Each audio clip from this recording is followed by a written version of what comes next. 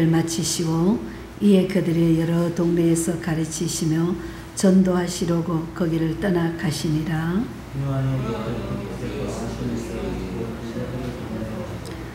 예수께 여짜오되 오실 그이가 당신이 오니까 우리가 다른 이들을 기다리오리까.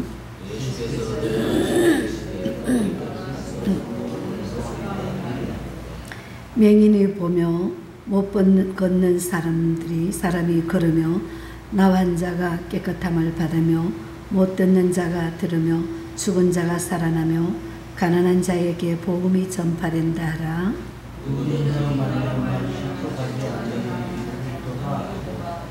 그들이 떠나며 예수께서 무리에게 요한에 대하여 말씀하시되 너희가 무엇을 보려고 광야로 나갔더냐? 바람에 흔들리는 갈대냐?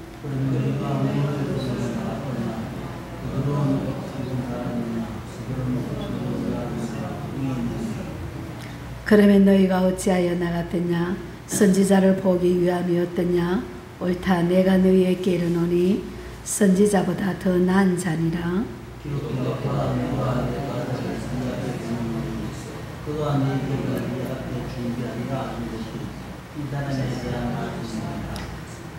내가 진실로 너희에게 이르노니 여자가 낳은 자 중에 세례 요한보다 큰 이가 일어남이 없도다. 그러나 천국에서는 지극히 극히 작은 자라도 그보다 크니라. 세례 요한은 그때부터 지금까지 천국은 침노를 당하나니 침노하는 자는 빼앗느니라. 아멘. 제목이 오늘 불신앙의 세대라고 정해보았습니다. 예수님께서 그 당시에 불신앙의 세대라고 말씀했지만 사실은 오늘날도 불신앙의 세대라고 말씀드릴 수가 있습니다. 그래서 이 말씀을 읽으면서 왜 불신앙의 세대인가, 왜 이렇게까지 되었는가 생각하면서 우리가 같이 말씀의 은혜를 나누고자 합니다. 먼저 세례 요한의 질문과 예수님의 대답이 나옵니다. 오늘 본문 이야기는 세례 요한이 예수님께 질문한 데서부터 시작이 됩니다. 본문 3절에 보니까 그 당시에 옥에 갇혀있던 세례 요한이 그 제자들을 예수님께 보냅니다. 보내면서 오실 그이가 당신이 오니까 라고 물었습니다. 오실 그이라는 것은 메시아를 의미하는 것입니다. 우리가 기다리고 전파하고 소원하는 그이가 바로 당신입니까? 아니면은 당신이 아닌 다른 사람을 우리가 기다려야 합니까? 라고 그런 얘기를 질문을 합니다. 이 말은 예수님께서 정말 메시아인지 아닌지 대답해 달라는 거죠. 이것은 세례 요한의 의심에서 나왔기보다는 예수님이 정말 메시아라는 것을 이제 그분의 입술을 통해서 직접 확인하고 싶었기 때문이 아닌가 생각합니다. 세례 요한이 제자들을 보내는 질문에 예수님은 바로 내가 바로 그러다, 내가 바로 메시아다 이렇게 대답하지 않았습니다.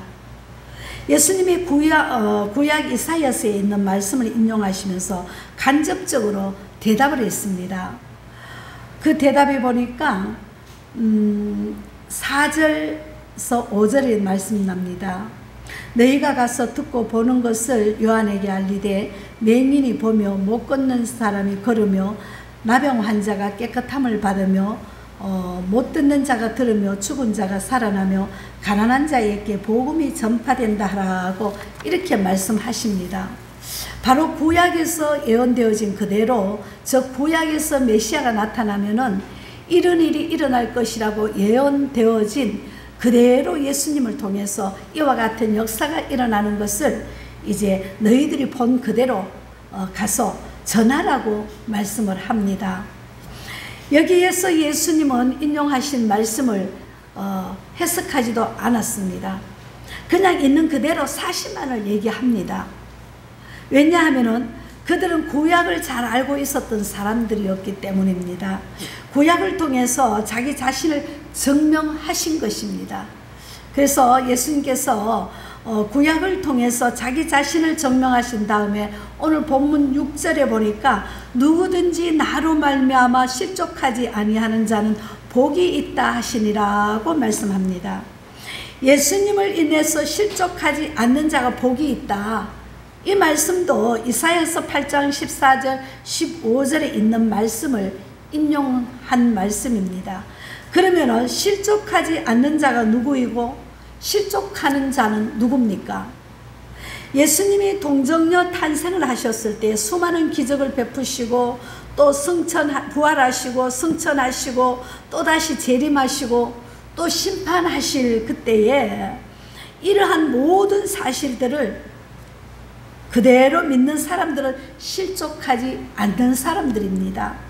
반대로 우리 믿는 성도들 가운데도 실족하는 사람들이 있는데 실족하는 사람들은 누굽니까? 보니까 이성주의자들이 실족하기가 참 쉽습니다. 이 사람들은 예수님의 가르침을 보고 예수님의 가르침이 너무 쉽고 단순하다고 비난을 했습니다. 흔히 쓰는 말로서 무식하다는 그것입니다. 그러나 진리는 단순한 것입니다. 이렇게 이성주의자들은 예수님의 얘기를 들으면서 그 진리의 쉽고 단순함에 실족한다는 것입니다. 또 한 가지는 합리주의자들이 실족합니다. 합리주의자들은 예수님의 처녀 탄생이나 이적이나 부활이나 예수님의 승천이나 재림, 이 모든 것들을 믿을 수 없다고 합니다. 합리적이 아니라고 합니다. 그래서 그들을 받아들이지 않는 이런 합리주의자들은 실족한 자들입니다. 또는 정치적인 메시아관을 가지고 있었던 사람들이 실족합니다. 쉽게 예를 들자면은 예수님의 제자들 가운데도 열심당원들이 있었습니다. 셀로당, 제로당 이런 여러 가지로 불러집니다마는 시몬, 가룟유다 같은 사람들은 그 당시에 열심당원들이었습니다. 그 사람들은 메시아가 오면은 그들을 지배하고 있는 로마의 세력을 다 이제 무찌르고 이스라엘을 그들로부터 완전히 구원해 주실 것이고 또한 예루살렘을 중심으로 해서 전 세계를 지배할 것이라는 정치적 메시아관을 가졌던 사람들입니다.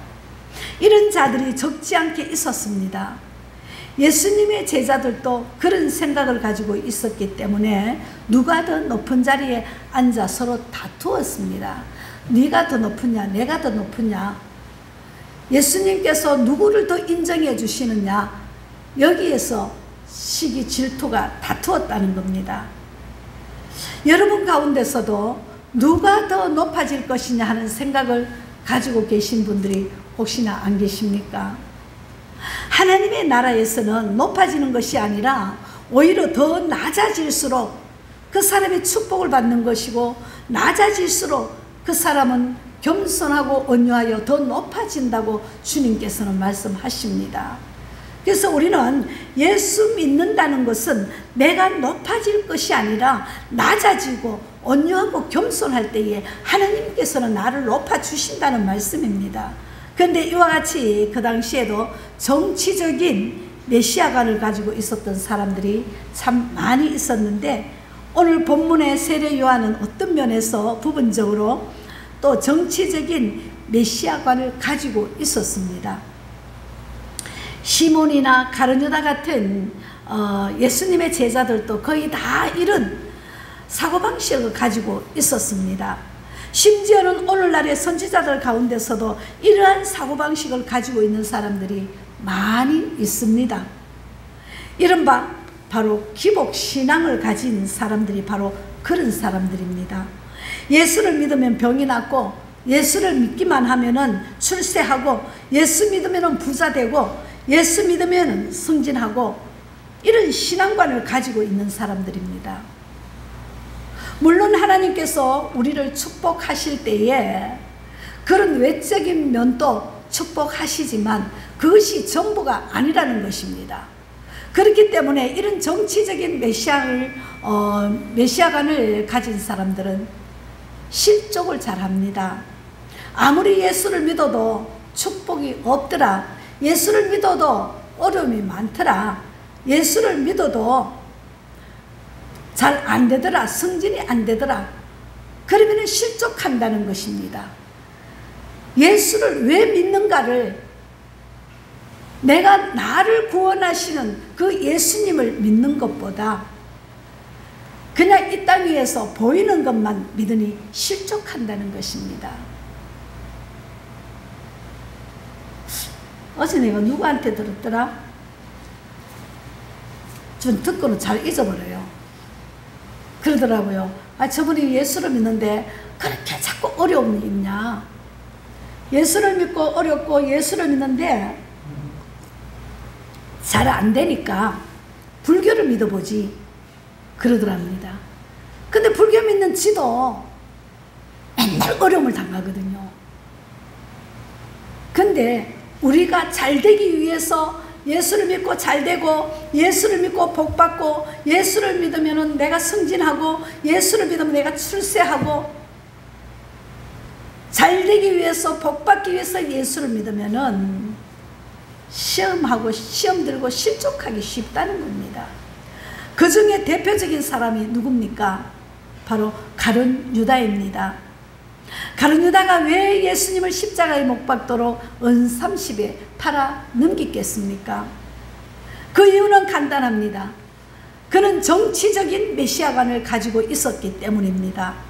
예수님의 11 제자가 다 북부의 사람들입니다. 우리나라로 말하면은 이북 출신이죠. 그런데 가룟 유다만이 남부 출신입니다. 그런 유다 지역에 있다가 예수님의 제자가 되기 위해서 북쪽으로 간 사람이 가룟 유다입니다.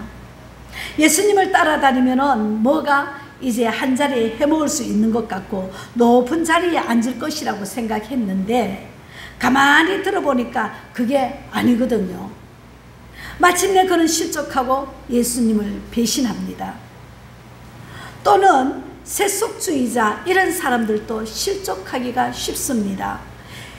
기복적인 신앙을 가지고 있고 예수님을 따르면은 외적인 면에서는 유익만 생각하는 사람들이 결국 실족합니다. 그래서 예수님은 실족하지 않는 자가 복이 있다고 말씀하십니다. 합리적으로, 이성적으로, 세속적으로 믿는 것이 아니라 말씀 그대로 믿는 사람들이 복이 있다고 말씀하십니다. 이것은 세례 요한을 격려하기 위해서 하신 말씀입니다. 영적 메시아를 거절하지 않는 자가 복을 받을 축복을 언급한 것입니다. 사실 오늘날도 정치적이고 세속적인 메시아를 꿈꾸는 사람들이 너무너무 많습니다. 그런 사람들은 예수님을 믿는다면 결국 실족하고 또 넘어지고 맙니다. 예수님은 그런 주님이 아니시기 때문입니다. 그래, 네가 나를 믿느냐? 내가 복을 줄게. 이래서 복을 받는 것이 아니라는 것입니다. 또한 우리가 두 번째로 생각해 볼 것은 세례 요한에 대한 예수님의 증거입니다. 오늘 본문 7절을 보세요. 그들이 떠나매 예수께서 무리에게 요한에 대하여 말씀하시되 너희가 무엇을 보려고 광야에 나갔더냐? 바람에 흔들리는 갈대냐라고 했습니다. 예수님께서는 이 말씀을 하시면서 우선 세례 요한을 칭찬했습니다. 왜냐하면 그는 갈대가 아니었기 때문입니다. 갈대는 바람이 불면 흔들립니다. 여자의 마음은 갈대와 같다라는 노래가 있죠. 이 노래가 제가 보기에는 겉모습만 보고 노래한 것 같습니다. 그런데 신앙적으로 보면은요, 남자가 더 갈대가 많더라는 겁니다. 제 보기는 그래요. 남자가 갈대가 더 많아요. 목사님 왜 웃으세요? 남자가 갈대가 너무 많아요. 아무튼 이 말씀은 세례 요한은 바람이 불어도 갈대처럼 흔들리지 아니했다는 것을 말씀합니다. 여기서 말하는 바람은 여러 가지 종류가 있지만 가장 중요한 것은 박해를 말합니다. 핍박과 고난과 고난의 바람이 불어와도 흔들리지 아니하고 확고한 신앙을 가진 사람이 바로 세례 요한이라고 예수님께서 칭찬을 하셨습니다. 또 이것은 도덕적에 있어서 강직한 자를 말합니다. 별이 부동하지 아니하는 자, 세례 요한이 바로 그런 자라고 예수님을 칭찬하셨습니다. 우리도 세례 요한과 같은 믿음을 가질 수 있기를 축복합니다. 그러면 너희가 무엇을 보려고 나갔느냐? 부드러운 옷을 입은 사람이냐? 부드러운 옷 입은 자들은 왕궁에 있느니라고 합니다. 궁중에 있는 사람들은 부드러운 옷, 색깔 있는 옷을 입었지만은 세례 요한은 그렇지 않았습니다. 그러면은 너희가 어찌하여 나갔더냐? 선지자를 보기 위함이었더냐라고 말씀합니다. 말라기에서 선지자는 끝이 나고 그 당시에 세례 요한이 오기까지 400~500년 동안 그들은 선지자의 소리를 한 번도 들어보지 못했습니다. 그 후에 최초로 온 선지자가 바로 세례 요한입니다. 그렇게 너희들이 선지자를 보지 못했고 듣지 못했는데 너희들이 선지자를 보기 위해서 나갔느냐 하는 말입니다. 세례 요한은 엄밀한 의미에서 구약의 선지자입니다. 11절에 보세요. 내가 진실로 너희에게 말하노니 여자가 낳은 자 중에 세례 요한보다 큰 이가 일어남이 없도다. 그러나 천국에서는 극히 작은 자라도 그보다 크니라고 하셨습니다. 세례 요한이 여자가 낳은 자 중에 가장 크다고 말씀하십니다. 선지자 중에 선지자는 예수님이신데 그 예수님이 오실 것을 예언한 이사야나 또 예레미야나 에스겔, 다니엘 이 같은 선지자들은 위대한 선지자라고 봅니다. 그런데 그 중에서도 세례 요한은 가장 분명하게 예수님에 대해서 증거했습니다. 그는 하나님의 어린 양이로다. 나는 그의 신들매도 풀기도 감당치 못한다고 하면서 주님은 메시아요 우리의 구세주인 것을 믿었고 증거했다는 것입니다. 그렇게 가장 직접적으로 예수님을 증거한 사람은 그 이전에는 아무도 없었다는 겁니다. 그렇기 때문에 세례 요한은 구약의 선지자 중에 선지자입니다. 그런데 오늘 11절 하반절에 보니까 그러나 천국에서는 극히 작은 자라도 그보다 크다는 말은 도대체 그러면 무슨 뜻입니까? 세례 요한은 높이는 것입니까? 아니면 낮추는 것입니까? 이것은 세례 요한은 낮고 천하게 얘기한 것이 아닙니다. 세례 요한이 아무리 선지자 중에 선지자라 해도 그는 구약에 속한 인물이고 구약에 속한 선지자라는 것을 말씀하는 말씀입니다. 왜냐하면 세례 요한은 예수 그리스도께서 십자가에 죽으시고 죽은 지 사흘 만에 무덤에서 다시 부활한다는 사실은 세례 요한은 알지 못했습니다. 그러나 저나 여러분은 우리들은 들었습니다. 이 말은 세례 요한을 그렇게 위대한 선지자지만도 구약에 속한 선지자이기 때문에 신약 시대에 일어날 모든 일들은 다 알지 못했다는 겁니다. 그렇기 때문에 우리보다는 크지 못합니다. 그러니 우리는 축복받은 자입니다. 우리는 신약 시대에 속해 있기 때문에 예수님의 십자가, 부활, 성천, 재림 너무나도 분명하게 우리는 알고 있습니다. 그러나 구약에 속한 선지자들은 그 당시에는 위대했지만 우리는 너무나도 분명하게 아는 사실을 구약의 선지자들은 보지 못했다는 겁니다. 그러나 구약 시대를 지나고 신약 시대를 살고 있는 우리들은 두 가지를 다 봅니다. 우리가 보는 세례 요한도 못 보았습니다. 그렇기 때문에 우리는 더 축복받은 사람들이라는 것입니다. 이 말씀이 바로 그것을 두고 하는 것입니다. 지극히 작은 자, 우리는 지극히 작은 자들이 되었다는 겁니다. 그러나 우리는 신약시대에 속해 있기 때문에 예수님이 메시아가 되시고 우리를 위해서 십자가를 지셨고 또 부활하셨고 또 부활하신 다음에 승천을 하셨습니다. 이제 머지않아 예수님은 다시 재림할 것이라는 것을 우리는 분명히 알고 그 예수님 안에서 갈대와 같이 흔들리지 아니하고 믿으면서 다시 오실 예수님을 기다리는다는 이 신앙의 확고한 믿음이 있어야 된다는 겁니다. 그러나 세례 요한은 아무리 그가 위대한 선지자였지만 이 모든 사실을 보지 못했습니다. 오늘 12절에 보세요. 세례 요한의 때부터 지금까지 천국은 침노를 당하나니 침노하는 자는 빼앗느니라고 말씀합니다. 세례 요한 이후에도 신약 시대가 시작되면서 천국의 문이 열려지고 또 천국은 침노하는 자가 빼앗는다고 했습니다. 여기서 침노한다는 말은 폭력을 가지고 자기를 원하는 것을 얻기 위해서 담을 헐고 달려 들어온다는 뜻입니다. 마치 강도처럼 말입니다. 이 말은 천국의 문이 개방되었다는 뜻입니다.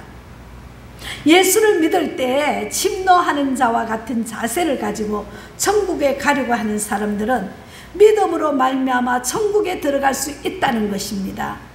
침노하는 자는 빼앗습니다. 침노하는 자는 천국에 들어갑니다. 오늘 14절에 보세요. 만일 너희가 즐겨 받을진대 오리라 한 엘리야가 곧 이 사람이니라고 했습니다. 구약의 말라기서를 보면은 이제 장차 엘리야가 올 것이라고 했습니다. 이 말은 어떤 사람들은 기독교적 윤회설이라고 말을 합니다. 이미 이 세상에 왔던 엘리야가 또 오니까 윤회설이 아니냐고 얘기합니다. 엘리야가 죽었다가 다시 이 세상에 온다는 얘기가 아닙니다. 예수께서 오리라 한 엘리야가 왔다고 하신 그 얘기는 엘리야의 심령과 능력을 가지고 세례 요한이 와서 사역할 것을 말씀한 것입니다. 제가 이번에 서울에 가서 한 주를 서울에서 생활을 하면서 주일 예배를 큰 교회에서 드렸습니다. 주일 예배를 드리는데 성도들이 살아있더라고요.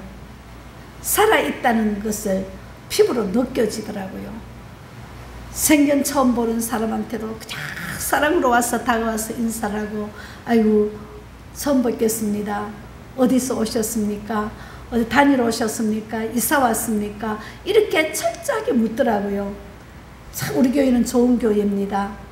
우리 교회에 한번 기회가 있으면 다시 한번 또 오세요. 이렇게 막 살아있더라고요. 아, 성도들이 살아있구나. 그래서 제가 어떤 분의 기도해주고 그렇게 얘기를 했어요. 아, 사랑의 열매를 맺혀 있습니다. 그렇게 얘기를 했더니 사랑의 열매는 어떤 것이냐? 어떻게 해야 됩니까?